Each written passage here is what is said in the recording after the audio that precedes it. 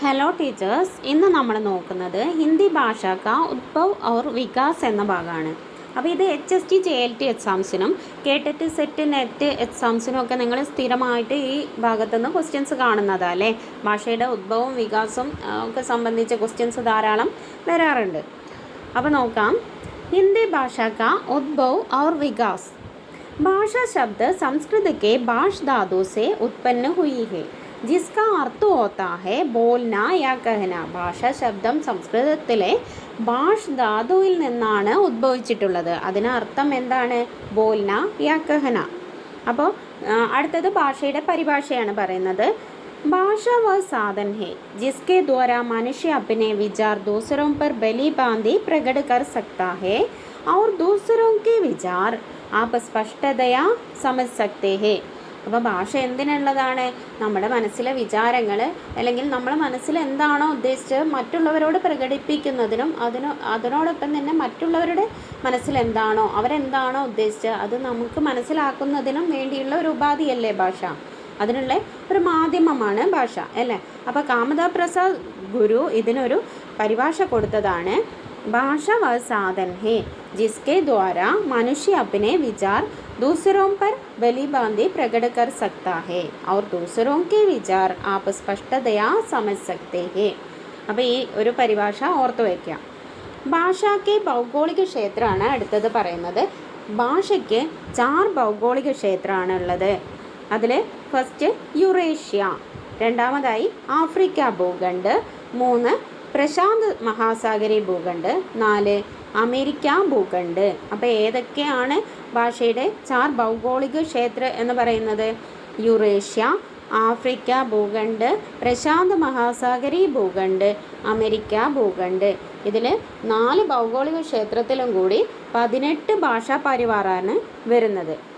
അതിൽ യുറേഷ്യയിലാണ് എന്ത് വരുന്നത്? ഭാരോപിയ ഭാഷാ പരിവാർ വരുന്നത്. യുറേഷ്യ ഭൗഗോളിക ക്ഷേത്രത്തിലാണ് എന്ത്? ഭാരോപിയ ഭാഷാ പരിവാർ വരുന്നത്. ഭാരോപിയ ഭാഷാ പരിവാർ സദം വർഗ് എന്നും കേതും വർഗ് എന്നും രണ്ടായി തിരിച്ചിട്ടുണ്ട്. ധ്വനിക്ക് ആധാർ പർ ഭാരോപിയ ഭാഷാ പരിവാറിനെ സദം വർഗ് എന്നും കേതും വർഗ് എന്നും രണ്ടായി തിരിച്ചിട്ടുണ്ട്. അതിൽ സദം വർഗിലാണ് ഭാരത് ഇറാനി ശാഖ വരുന്നത്. അതിലാണ് ഭാരതീയ ആര്യഭാഷ വരുന്നത്. അപ്പോൾ യുറേഷ്യ ഭൂഖണ്ഡ് അതിലാണ് ഭാരോപിയ ഭാഷാ പരിവാർ വരുന്നത്. യുറേഷ്യ ഭൂഖണ്ഡത്തിലാണ് ഭാരോപിയ ഭാഷാ പരിവാർ വരുന്നത്. അതിൽ വരുന്നതാണ് ഭാരോപിയ ഭാഷാ പരിവാറിനെ രണ്ടായി തിരിച്ചു. സദം വർഗ്, കേതും വർഗ്. സദം വർഗിലാണ് ഭാരത് ഇറാനി ശാഖ, അതിലാണ് ഭാരതീയ ആര്യഭാഷ. സദം വർഗിൽ ഭാരത് ഇറാനി ശാഖയിൽ ഭാരതീയ ആര്യഭാഷ. അപ്പോൾ ഭാരതീയ ആര്യഭാഷ കാലഘട്ടം അനുസരിച്ച് അതിൻ്റെ ഒരു കാലഘട്ടം അനുസരിച്ച് 3ആയി തിരിച്ചിട്ടുണ്ട് ഭാരതീയ ആര്യഭാഷയെ. പ്രാചീൻ ഭാരതീയ ആര്യഭാഷ, മധ്യകാലീൻ ഭാരതീയ ആര്യഭാഷ, ആധുനിക ഭാരതീയ ആര്യഭാഷ. 3ആയി തിരിച്ചത് പ്രാചീൻ ഭാരതീയ ആര്യഭാഷ, മധ്യകാലീൻ ഭാരതീയ ആര്യഭാഷ, ആധുനിക ഭാരതീയ ആര്യഭാഷ. പ്രാചീൻ ഭാരതീയ ഭാഷയുടെ കാലഘട്ടമാണ് 1001 ईस्वी पूर्व से 500 ईस्वी पूर्व तक. മധ്യകാലീൻ ഭാരതീയ ആര്യഭാഷയുടെ സമയം 500 ईस्वी पूर्व से 1000 ईस्वी तक. ആധുനിക ഭാരതീയ ആര്യഭാഷയുടെ സമയം 1000 ईस्वी से अब तक. प्राचीन भारतीय आर्यभाषा 1500 ईस्वी पूर्व से 500 ईस्वी पूर्व तक. मध्यकालीन भारतीय आर्यभाषा 500 ईस्वी पूर्व से 1000 ईस्वी तक. ആധുനിക ഭാരതീയ ആര്യഭാഷ 1000 ईस्वी से अब तक. അടുത്തത് പ്രാചീൻ ഭാരതീയ ആര്യഭാഷ നോക്കാം. അതിൽ വരുന്നതാണ് വൈദിക സംസ്കൃതം, ലൗകിക സംസ്കൃതം. പ്രാചീൻ ഭാരതീയ ആര്യഭാഷയിൽ വരുന്നതാണ് വൈദിക സംസ്കൃതം, ലൗകിക സംസ്കൃതം. വൈദിക സംസ്കൃതത്തിൻ്റെ കാലഘട്ടം 1500 ईस्वी पूर्व से 1000 ईस्वी पूर्व तक. 1500 ईस्वी पूर्व से 1000 ईस्वी पूर्व तक. വൈദിക സംസ്കൃത 3 വർഗോं में വർഗീകൃത. വൈദിക സംസ്കൃതത്തെ 3ആയി തിരിച്ചിട്ടുണ്ട്. സംഹിത, ബ്രാഹ്മൺ, ഉപനിഷത്ത്. ഇപ്പോൾ 4 വേദോങ്കി രചന ഒക്കെ വരുന്നത് വൈദിക സംസ്കൃതത്തിലാണ്. 4 വേദങ്ങളുടെ രചനയ്ക്ക് വൈദിക സംസ്കൃതത്തിലാണ് വരുന്നത്. അപ്പോൾ വൈദിക സംസ്കൃതത്തെ 3ആയി തിരിച്ചത് സംഹിതകൾ, ബ്രാഹ്മൺ ഗ്രന്ഥങ്ങൾ, ഉപനിഷത്ത്. അപ്പോൾ അതിൽ ബ്രാഹ്മൺ ഗ്രന്ഥങ്ങളും ഉപനിഷത്തും ഒക്കെ രചിച്ചിരിക്കുന്നത് ഏതിലാണ്? വൈദിക സംസ്കൃതത്തിലാണ്. അടുത്തത് ലൗകിക സംസ്കൃതമാണ് നോക്കുന്നത്. രാമായൺ മഹാഭാരത് ഗ്രന്ഥോं की രചന ലൗകിക സംസ്കൃതത്തിലാണ് വരുന്നത്. അപ്പോൾ പ്രാചീൻ ഭാരതീയ ആര്യഭാഷയിൽ വരുന്നതാണ് വൈദിക സംസ്കൃതവും ലൗകിക സംസ്കൃതവും. ഇപ്പോൾ വൈദിക സംസ്കൃത വരുന്നത് സംഹിത, ബ്രാഹ്മൺ, ഉപനിഷത്ത് ഗ്രന്ഥങ്ങളാണ്. പിന്നെ അതേപോലെ ലൗകിക സംസ്കൃത് രാമായൺ മഹാഭാരതം ഒക്കെ രചിച്ചത് ലൗകിക സംസ്കൃതത്തിലാണ്. അടുത്തത് മധ്യകാലീൻ ഭാരതീയ ആര്യഭാഷയാണ്. അതിലാണ് പാലി, പ്രാകൃത്, അപഭ്രംശ് വരുന്നത്. പാലിയെ പ്രഥം പ്രാകൃത് എന്നും പ്രാകൃതിനെ ദ്വിതീയ പ്രാകൃത് എന്നും അപഭ്രംശിനെ തൃതീയ പ്രാകൃത് എന്നും വിളിക്കുന്നു. അപ്പോൾ മധ്യകാലീൻ ഭാരതീയ ആര്യഭാഷയിലാണ് പാലി, പ്രാകൃത്, അപഭ്രംശ് വരുന്നത്. പാലി അല്ലെങ്കിൽ പ്രഥം പ്രാകൃത്, പ്രാകൃത് ദ്വിതീയ പ്രാകൃത്, അപഭ്രംശ് തൃതീയ പ്രാകൃത്. അപ്പോൾ ഇതിൻ്റെ സമയം എപ്പോഴാണെന്ന് ഓർത്ത് വയ്ക്കുക. പാലി 500 ईस्वी पूर्व से 1 ईस्वी तक, 500 ईस्वी മുതൽ 1 ईस्वी വരെയാണ് എന്ത് വരുന്നത്? പാലി വരുന്നത്. പ്രാകൃതോ 1 ईस्वी से 500 ईस्वी तक, 1 ईस्वी മുതൽ 500 ईस्वी तक എന്താണ്? പ്രാകൃത് വരുന്നു. അപഭ്രംശ് വരുന്നതോ 500 ईस्वी से 1000 ईस्वी तक.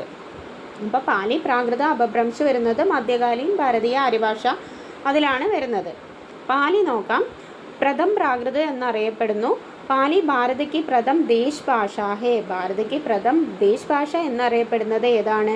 പാലിയാണ്. പാലി ബുദ്ധധർമ്മയ്ക്ക് ഭാഷ ഹേ. ബുദ്ധൻ്റെ സന്ദേശങ്ങൾ ഒക്കെ ഏത് ഭാഷയിലാണ്? ബുദ്ധവചനങ്ങളൊക്കെ പാലി ഭാഷയിലാണ്. പാലി മേം ഹി ത്രിപിടക ഗ്രന്ഥോं की രചന ഹുയി. ത്രിപിടക രചിച്ചിരിക്കുന്നത് പാലി ഭാഷയിലാണ് അല്ലേ? ത്രിപിടക എന്ന് പറയുന്ന ഏതൊക്കെയാ രചനകൾ? സൂതപിടക്, വിനയ് പിടക്, അഭിധമ്മ പിടക്. ബുദ്ധൻ്റെ സന്ദേശങ്ങളും ബുദ്ധവചനങ്ങളും ഒക്കെ എന്താണ്? ത്രിപിടകിലാണ് ഉള്ളത്. ഇതിൻ്റെ ഭാഷ പാലി ഭാഷയാണ്. ത്രിപിടകൻ്റെ ഭാഗങ്ങളാണ് എന്ത്? സൂതപിടക്, വിനയ് പിടക്, അഭിധമ്മ പിടക്. അടുത്തത് പ്രാകൃത ഭാഷയാണ്. പ്രാകൃത ദ്വിതീയ പ്രാകൃത് എന്നും അറിയപ്പെടുന്നു. ജൈന സാഹിത്യക്ക് രചന പ്രാകൃതമേ ഹി ഹുയി. പ്രാകൃത ഭാഷയിലാണ് ജൈന സാഹിത്യങ്ങൾ രചിച്ചിരിക്കുന്നത്. പ്രാകൃതക്കോ 5 വർഗോമേ ബാണ്ടാഗയ. പ്രാകൃതത്തിനെ 5ആയി തിരിച്ചിട്ടുണ്ട്. ശൗരസേനി പ്രാകൃത്, മാഗധി പ്രാകൃത്, അർദ്ധമാഗധി പ്രാകൃത്, പൈശാചി പ്രാകൃത്, മഹാരാഷ്ട്രീ പ്രാകൃത്. പ്രാകൃതിനെ വീണ്ടും 5ആയി തിരിച്ചിട്ടുണ്ട്. ശൗരസേനി പ്രാകൃത്, മാഗധി പ്രാകൃത്, അർദ്ധമാഗധി പ്രാകൃത്, പൈശാചി പ്രാകൃത്, മഹാരാഷ്ട്രീ പ്രാകൃത്. അടുത്തത് അപഭ്രംശാണ്. അപഭ്രംശ് തൃതീയ പ്രാകൃത് എന്ന് അറിയപ്പെടുന്നു. അപഭ്രംശ് മധ്യകാലീൻ और ആധുനിക ആര്യ ഭാഷാओं के बीच की कड़ी है. അപ്പോൾ അപഭ്രംശ് എന്തെന്നാണ് അറിയപ്പെടുന്നത്? മധ്യകാലീൻ और ആധുനിക ആര്യ ഭാഷാओं के बीच की कड़ी है എന്നാണ് എന്തറിയപ്പെടുന്നത്?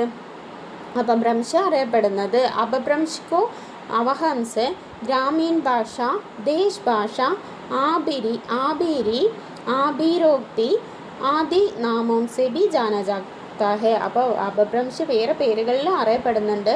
അവഹംസ്, ഗ്രാമീൺ ഭാഷ, ദേശി ഭാഷ, ആബിരി ഭാഷ, ആബിരോക്തി, ഈ പേരുകളിലൊക്കെ അപഭ്രംശ് അറിയപ്പെടുന്നുണ്ട്.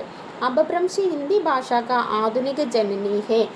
ഈ ഹിന്ദി ഭാഷക്ക് ആധുനിക ജനനി എന്നറിയപ്പെടുന്നത് ഏതാണ്? അപഭ്രംശാണ്. അപ്പോൾ ഹിന്ദി ഭാഷയുടെ ആദ്യ ജനനി എന്നറിയപ്പെടുന്നതോ? ആദ്യ ജനനി സംസ്കൃതം, ആധുനിക ജനനി അപഭ്രംശുമാണ്. അപഭ്രംശിക്ക് പഹല കവി സ്വയംഭൂ ഹെ.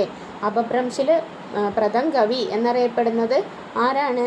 സ്വയംഭൂ ആണ്.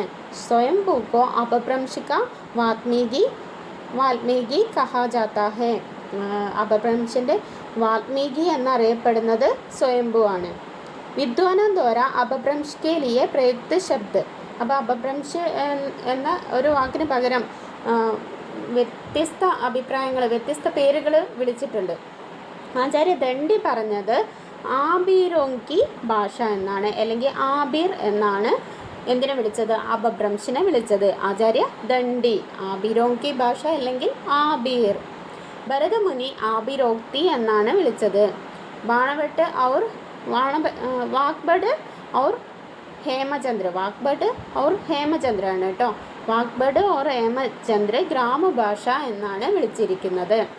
അപഭ്രംശിക്ക് രചനായെ പൗഞ്ചര്യു, അപഭ്രംശ് രചനയാണ് ഏത്? പൗഞ്ചര്യു മഹാപുരാണം.